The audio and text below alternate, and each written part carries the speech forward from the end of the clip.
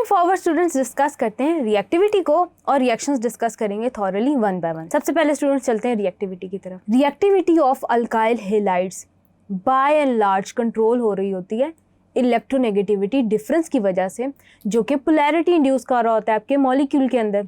Students आपके पास bond polarity में आप देख सकते हैं स्टूडेंट्स, हम एक फैक्टर डिस्कस करेंगे बॉन्ड पोलैरिटी से रिलेटेड। स्टूडेंट्स याद रखिएगा, जितना ज़्यादा इलेक्ट्रोनेगेटिविटी डिफरेंस होता है आपके कार्बन और हेलोजन एटम के दरमियान, उतना ज़्यादा वो बॉन्ड स्ट्रॉन्ग हो जाता है। जितना ज़्यादा स्टूडेंट्स आपका बॉन्ड स्ट्रॉन्ग हो जाएगा, उतनी ज़्यादा उसकी रिएक्टिविटी कम हो जाएगी। यानी कि स्टूडेंट्स, अगर मैं इस हेलोजन को रिप्लेस करूं फ्लोराइड से और इसको कंपेयर करूं विद दैट ऑफ क्लोराइड, तो यहाँ पे पोलैरिटी ज़्यादा इंड्यूस होगी। वो क्यों? क्योंकि इलेक्ट्रोनेगेटिविटी डिफरेंस ज़्यादा है, विच मीन्स कि आपके पास कार्बन फ्लोरीन बॉन्ड कम रिएक्टिव होगा as compare to that of carbon chlorine bond.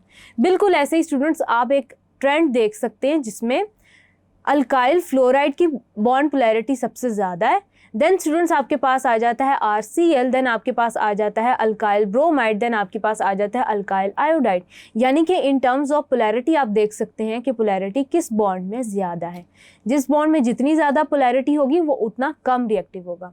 एक तो स्टूडेंट्स पोलैरिटी वाला फैक्टर हो गया। देन स्टूडेंट्स आपके पास दूसरा फैक्टर है bond energy of carbon halide bond. Students याद रखिएगा कि जितनी ज़्यादा बॉन्ड एनर्जी होगी उतनी ज़्यादा मतलब एनर्जी लगेगी बॉन्ड को ब्रेक होने में। जितनी कम बॉन्ड एनर्जी होगी उतनी कम एनर्जी लगेगी बॉन्ड को ब्रेक होने में। जितनी कम आपकी बॉन्ड एनर्जी होगी, आपका कंपाउंड उतना ज़्यादा, आपका जो कंसर्न्ड अल्काइल हैलाइड है वो उतना ज़्यादा रिएक्टिव होगा। अब स्टूडेंट्स आप एक रिएक्टिविटी की सीरीज़ देख सकते हैं। सबसे कम बॉन्ड एनर्जी आपके पास अल्काइल आयोडाइड की है, इट मीन्स कि ये ज़्यादा रिएक्टिव है, सबसे ज़्यादा रिएक्टिव है। देन आपके पास आ जाता है अल्काइल ब्रोमाइड, देन आपके पास आ जाता है अल्काइल क्लोराइड, देन आपके पास आ जाता है अल्काइल फ्लोराइड। तो ये तो स्टूडेंट्स आपके पास रिएक्टिविटी का ट्रेंड है और आई होप कि आपको क्लियर हो गया होगा। देन स्टूडेंट्स हम चलते हैं रिएक्शंस की तरफ, जिन रिएक्शंस को हम लेटर ऑन डिस्कस कर रहे होंगे थॉरली मैकेनिज्म्स के साथ। सबसे पहले स्टूडेंट्स हम डिस्कस करने लगे हैं न्यूक्लियोफिलिक सब्स्टिट्यूशन रिएक्शन। स्टूडेंट्स याद रखिएगा, अल्काइल हैलाइड्स दो तरह के रिएक्शन अंडरगो करते हैं। एक वो रिएक्शन जिसके नतीजे में आपके पास डबल बॉन्ड बनता है। डबल बॉन्ड बनता है एलिमिनेशन की वजह से। देन स्टूडेंट्स आपके पास एक वो रिएक्शन होता है जिसमें आपका हेलोजन एटम सब्स्टिट्यूट हो जाता है किसी और एटम से। उन्हें हम कहते हैं, ऐसे रिएक्शंस को हम कहते हैं सब्स्टिट्यूशन रिएक्शंस। अब स्टूडेंट्स जब वो एक न्यूक्लियोफाइल के थ्रू हो रहे होते हैं तब हम उनको बोलते हैं न्यूक्लियोफिलिक सब्स्टिट्यूशन रिएक्शंस। वो कैसे, इसको हम थॉरली एक एग्जांपल से डिस्कस करेंगे। सबसे पहले डिफाइन करते हैं reactions in which electron rich species यानी कि nucleophile react at an electrophilic carbon atom centre यानी कि substrate attach to a electronegative group, the leaving group that can be displaced are called as nucleophilic substitution reactions. अब students एक definition के अंदर मैंने multiple terminologies use की हैं, हम इनको वन बाय वन एक्सप्लोर करते हैं। सबसे पहले जब मैं बात कर रही हूँ स्टूडेंट्स सब्स्टिट्यूशन की, तो मेरे कहने का मतलब यह है कि आपका हेलोजन एटम रिप्लेस हो जाएगा with that of attacking species, यानी कि आपके इस बॉन्ड पे एक इलेक्ट्रॉन रिच स्पीशी अटैक करेगा। स्टूडेंट्स आपके पास इलेक्ट्रोफाइल्स और न्यूक्लियोफाइल्स कौन से कंपाउंड्स हैं ये आप ऑलरेडी जानते होंगे, लेकिन मैं आपको दोबारा से इनसे फेमिलियराइज करा देती हूँ। स्टूडेंट्स आपके पास न्यूक्लियोफाइल्स वो स्पीशीज़ होती हैं जो कि इलेक्ट्रॉन रिच होती हैं। इलेक्ट्रॉन रिच होने का मतलब ये भी हो सकता है कि उनके अंदर, अभी हम स्टूडेंट्स डिस्कस करें न्यूक्लियोफाइल्स को, इलेक्ट्रॉन रिच होने का मतलब ये है कि they might be possessing a negative charge. जैसे कि आप क्लोराइड आयन पे नेगेटिव चार्ज जब आ जाए तो वो भी एक न्यूक्लियोफाइल है। आपके पास हाइड्रोक्सिल ग्रुप पे नेगेटिव चार्ज आ जाए तो वो भी एक न्यूक्लियोफाइल है। देन स्टूडेंट्स एक तो ये सूरत हो गई, इसकी एक ये कंडीशन हो गई। देन स्टूडेंट्स हर वो मॉलिक्यूल आपके पास न्यूक्लियोफाइल है जिसमें आपके पास कोई ऐसा एटम प्रेजेंट है जिसके ऊपर lone pair of electrons present है। यानी कि स्टूडेंट्स आपके पास वाटर मॉलिक्यूल है, वो भी एक न्यूक्लियोफाइल के तौर पे एक्ट करता है। वो कैसे? क्योंकि उसके ऑक्सीजन के ऊपर दो लोन पेयर प्रेजेंट है। जितने ज़्यादा लोन पेयर प्रेजेंट होंगे उतनी ज़्यादा न्यूक्लियोफिलिसिटी ज़्यादा होगी। देन स्टूडेंट्स तीसरे टाइप के कंपाउंड्स आपके पास वो होते हैं जिनमें डबल बॉन्ड प्रेजेंट होता है। वो भी आपके पास इलेक्ट्रॉन रिच स्पीशीज़ के तौर पे एक्ट करते हैं। अब स्टूडेंट्स हमने न्यूक्लियोफाइल की 3 कंडीशंस देखी कि न्यूक्लियोफाइल होते क्या हैं। हमने इनको क्लासिफाई कर लिया एक तरह से। स्टूडेंट्स याद रखिएगा कि आपके पास न्यूक्लियोफाइल अच्छी बेसिस होती हैं। अच्छी बेसिस होने का मतलब क्या है कि इनके अंदर प्रोटॉन एक्सेप्ट करने की कैपेबिलिटी ज़्यादा होती है। इसी तरह स्टूडेंट्स हम डिस्कस करते हैं इलेक्ट्रोफाइल्स को और उनका छोटा सा डिफरेंस डिस्कस कर लेते हैं। तमाम वो स्पीशीज़ जो कि इलेक्ट्रॉन डेफिशिएंट होती हैं, जहाँ पे electron density in other terms कम होती है, उनको हम इलेक्ट्रोफाइल्स कहते हैं। स्टूडेंट्स ये तमाम वो स्पीशीज़ होती हैं जिनका ऑक्टेट इनकम्प्लीट होता है, यानी कि इनको इलेक्ट्रॉन्स मज़ीद चाहिए होते हैं। सबसे पहले तो स्टूडेंट्स आपके पास तमाम वो स्पीशीज़ जिनके ऊपर पॉजिटिव चार्ज है, जैसे क्लोरीन के ऊपर अगर पॉजिटिव चार्ज आ जाए तो ये भी इलेक्ट्रोफाइल है। ब्रोमीन के ऊपर आपके पास पॉजिटिव चार्ज आ जाए, इलेक्ट्रॉन डेफिशिएंट हो जाए तो ये भी एक इलेक्ट्रोफाइल है। देन स्टूडेंट्स तमाम वो कंपाउंड्स आ गए आपके पास जो इलेक्ट्रॉन डेफिशिएंट है। इलेक्ट्रॉन डेफिशिएंट आपके पास कौन से? Aluminium trichloride. एल्यूमिनियम ट्राइक्लोराइड पे स्टूडेंट्स ऑक्टेट कंप्लीट नहीं है, इसको मजीद इलेक्ट्रॉन्स चाहिए होते हैं अपना ऑक्टेट कंप्लीट करने के लिए। बिल्कुल इसी तरह आपके पास बोरॉन ट्राइफ्लोराइड है। देन स्टूडेंट्स नंबर 3 पे आपके पास वो तमाम स्पीशीज़ इलेक्ट्रोफाइल्स कहलाते हैं जिनका सेंट्रल एटम उन एटम से एसोसिएटेड है जो कि ज़्यादा इलेक्ट्रोनेगेटिव है। जैसे फॉर एग्जांपल स्टूडेंट्स आपके पास आ जाता है सल्फर ट्राइऑक्साइड। सल्फर ट्राइऑक्साइड तीनों इलेक्ट्रोनेगेटिव स्पीशीज़ के साथ कनेक्टेड है, तो एज अ रिजल्ट ये इलेक्ट्रॉन डेफिशिएंट हो जाता है, जिसकी वजह से ये इलेक्ट्रोफाइल के तौर पे एक्ट करता है। तो ये तो हो गया स्टूडेंट्स एक डिफरेंस इलेक्ट्रोफाइल्स और न्यूक्लियोफाइल्स के दरमियान। न्यूक्लियोफाइल्स एक अच्छी बेसिस होती हैं क्योंकि इनमें प्रोटॉन एक्सेप्ट करने की कैपेबिलिटी ज़्यादा होती है, जबकि स्टूडेंट्स आपके पास जो इलेक्ट्रोफाइल्स होते हैं ये ज़्यादा अच्छे एसिड्स के तौर पे बिहेव करते हैं कॉन्वर्सली। ये तो स्टूडेंट्स हो गए इनके कुछ फीचर्स। अब स्टूडेंट्स हम डिस्कस करते हैं जनरल रिएक्शन को, यानी कि स्टूडेंट्स आपके पास यहाँ पे सब्सटीट्यूट हो रहा है halogen with that of nucleophile. Nucleophile electron rich species क्या करता है कि इलेक्ट्रोफिलिक सेंटर पे या इलेक्ट्रॉन डेफिशिएंट सेंटर पे अटैक करता है। एज अ रिजल्ट ये बॉन्ड यहाँ से ब्रेक हो जाता है और ये आपके पास आयनिक फॉर्म में कन्वर्ट हो जाता है आपका जो हैलोजन एटम है। एंड देन स्टूडेंट्स आपके पास एक बॉन्ड बन जाता है जो कि अटैकिंग स्पीशी और अल्काइल ग्रुप के दरमियान बन जाता है। तो स्टूडेंट्स इस तरह से आपका न्यूक्लियोफिलिक सब्स्टिट्यूशन रिएक्शन में हेलोजन रिप्लेस हो जाता है विद दैट ऑफ न्यूक्लियोफाइल। अब स्टूडेंट्स हमने न्यूक्लियोफाइल को डिस्कस किया। A nucleophile is a electron rich species that will react with an electron poor species, जैसे कि आप इमेज में देख सकते हैं। A substitution implies that one group replaces other, यानी कि एक ग्रुप ने दूसरे ग्रुप को रिप्लेस कर दिया है, तो इट मीन्स कि सब्स्टिट्यूशन हो गई है। अब स्टूडेंट्स जो ग्रुप रिप्लेस हुआ है उसे हम लीविंग ग्रुप कहेंगे, यानी कि यहाँ पे अगर आपके पास हेलोजन एटम प्रेजेंट है तो हम उस हेलोजन आयन को बाद में कहेंगे कि ये हमारा लीविंग ग्रुप है क्योंकि ये लीव कर रहा है एंड देन आपके साथ न्यूक्लियोफाइल अटैच हो रहा है। देन स्टूडेंट्स न्यूक्लियोफाइल्स में हमारे पास फर्दर एग्जांपल है हाइड्रोक्साइड आयन की, एथॉक्साइड आयन की, आपके पास सल्फाइड आयन है, हाइड्रोजन सल्फाइड आयन है। देन स्टूडेंट्स आपके पास सल्फर साइनाइड आयन है, वाटर मॉलिक्यूल है आपके पास। देन स्टूडेंट्स आपके पास अमोनिया है, क्लोराइड है, आयोडाइड है एंड देन आपके पास एमाइंस हैं। ये आपके पास स्टूडेंट्स एग्जांपल होगी न्यूक्लियोफाइल्स की। अब स्टूडेंट्स हम कुछ और टर्मिनोलॉजीज हैं जिनको वन बाय वन डिस्कस करते हैं। सबसे पहले students substrate molecule. Substrate molecule students वो मॉलिक्यूल होता है जिसपे आपका न्यूक्लियोफाइल अटैक करके हेलोजन को रिप्लेस कर लेता है। लीविंग ग्रुप स्टूडेंट्स हम उसी हेलोजन को बोल रहे हैं जो कि रिप्लेस हो रहा है। देन स्टूडेंट्स आपके पास यहाँ पे एक टर्मिनोलॉजी यूज की गई है heterolytic cleavage of sigma bond. ये सिग्मा बॉन्ड स्टूडेंट्स आपके पास ब्रेक होता है।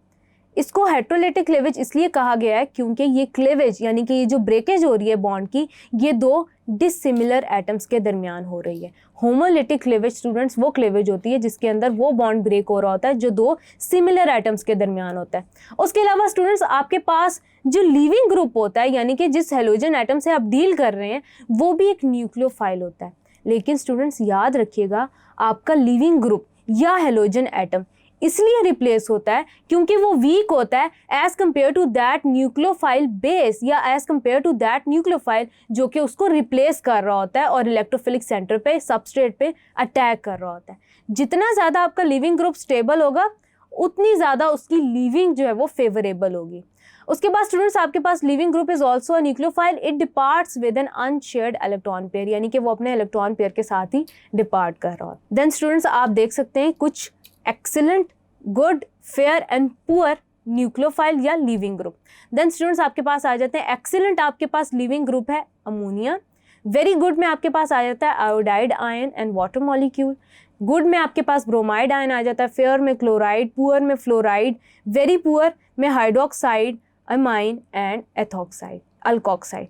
स्टूडेंट्स आपके पास आप किन बेसिस पे excellent, very good, good, fair, poor या वेरी पुअर किसी भी लिविंग ग्रुप को कहते हैं, वो इस बेसिस पे कहते हैं स्टूडेंट्स, आपके पास जिस लिविंग ग्रुप का साइज जितना ज़्यादा होगा वो उतना अच्छा लिविंग ग्रुप होगा, यानी कि जो जितना ज़्यादा पोलराइजेबल होगा।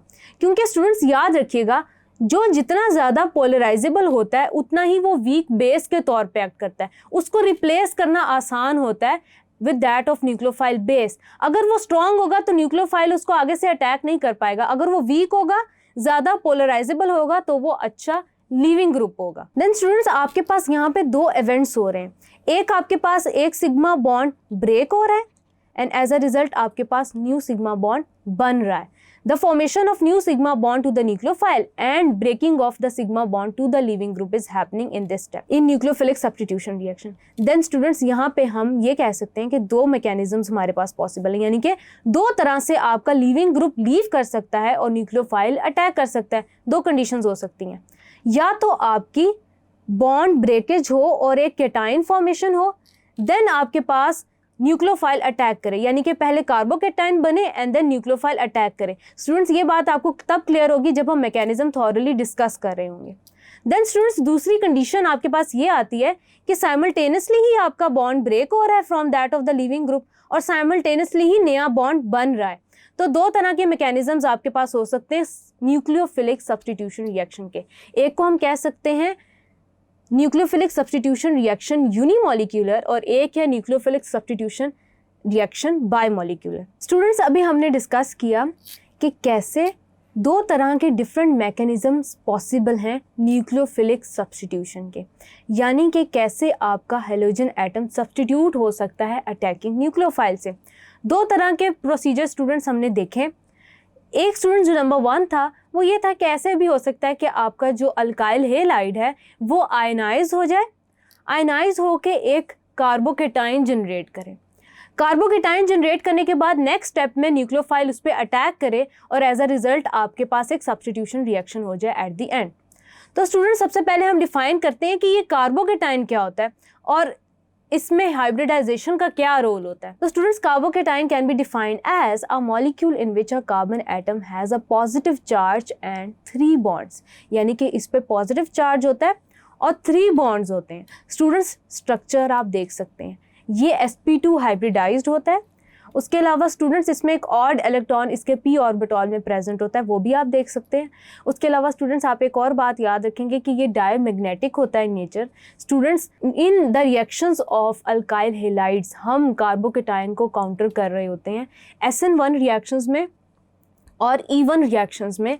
SN1 और E1 रिएक्शंस के अंदर कार्बोकेटाइन की फॉर्मेशन हो रही होती है, इसलिए आप कार्बोकेटाइन फॉर्मेशन को उसमें डील कर रहे होते हैं। तो ये तो हो गया स्टूडेंट्स आपके पास कार्बोकेटाइन। कार्बन पे स्टूडेंट्स यहाँ पे होता है पॉजिटिव चार्ज, यानी कि a molecule in which a carbon has a positive charge. Then students हम मूविंग फॉरवर्ड डिस्कस करते हैं कि कौन सा कार्बोकेटाइन कितना स्टेबल होता है। स्टूडेंट्स वो कार्बोकेटाइन जो आपके पास प्राइमरी अल्काइल हेलाइड्स जनरेट कर रहे होंगे उसे हम कहेंगे प्राइमरी कार्बोकेटाइन, यानी कि CH3 CH2, ये कार्बोकेटाइन आपके पास कहलाएगा प्राइमरी कार्बोकेटाइन। देन स्टूडेंट्स आपके पास वो कार्बोकेटाइन जो कि सेकेंडरी अल्काइल हेलाइड्स जनरेट कर रहे होंगे उन्हें हम कहेंगे सेकेंडरी कार्बोकेटाइन। देन स्टूडेंट्स वो कार्बोकेटाइन जो आपके पास जनरेट कर रहे होंगे टर्शरी अल्काइल हेलाइड्स उनको हम कहेंगे टर्शरी कार्बोकेटाइन। जैसे कि स्टूडेंट्स ये आपके पास टर्शरी ब्यूटाइल क्लोराइड था, तो जब ये आयोनाइज होगा तो ये जो कार्बोकेटाइन जनरेट करेगा उसे हम कुछ ऐसे लिखेंगे और उसे हम कहेंगे कि यह है टर्शरी कार्बोकेटाइन। अब स्टूडेंट्स जब भी हम रिएक्टिविटी की बात करते हैं तो हम कार्बोकेटाइंस की स्टेबिलिटी से कंसर्न होते हैं कि कौन सा कार्बोकेटाइन कितना ज़्यादा स्टेबल है। तो स्टूडेंट्स याद रखिएगा कि सबसे ज़्यादा स्टेबल आपका टर्शरी कार्बोकेटाइन होता है, then secondary carbocation and then primary carbocation, students आपका टर्शियरी कार्बोकेटाइन जो कि डायरेक्टली 3 कार्बन से अटैच्ड होता है वो इसलिए ज़्यादा स्टेबल होता है क्योंकि methyl group electron donating nature रखते हैं, जिसकी वजह से स्टूडेंट्स आपका जो टर्शियरी कार्बोकेटाइन है वो स्टेबल होता है, और जितना ज़्यादा स्टेबल होता है स्टूडेंट्स उतना ज़्यादा रिएक्टिव भी होता है। Tertiary carbocation and then students आप देखते हैं सेकेंडरी कार्बोकेटाइन आपके पास सेकंड नंबर पे है, देन आपके पास primary carbocation and then student जो सबसे कम स्टेबल होता है आपके पास वो होता है मिथाइल कार्बोकेटाइन, यानी कि जिसपे CH3 पे पॉजिटिव चार्ज होता है। तो ये तो हो गई स्टूडेंट्स स्टेबिलिटी ऑफ कार्बोकेटाइंस। अब स्टूडेंट्स हम ये डिस्कस करेंगे कि कार्बोकेटाइंस कैसे इंटरमीडिएट्स के तौर पे बिहेव करते हैं न्यूक्लियोफिलिक सब्स्टिट्यूशन रिएक्शंस के अंदर। वन बाय वन स्टूडेंट्स हम डिस्कस करेंगे कार्बोकेटाइंस और उनकी एप्लीकेशंस को in nucleophilic substitution reactions. Thank you.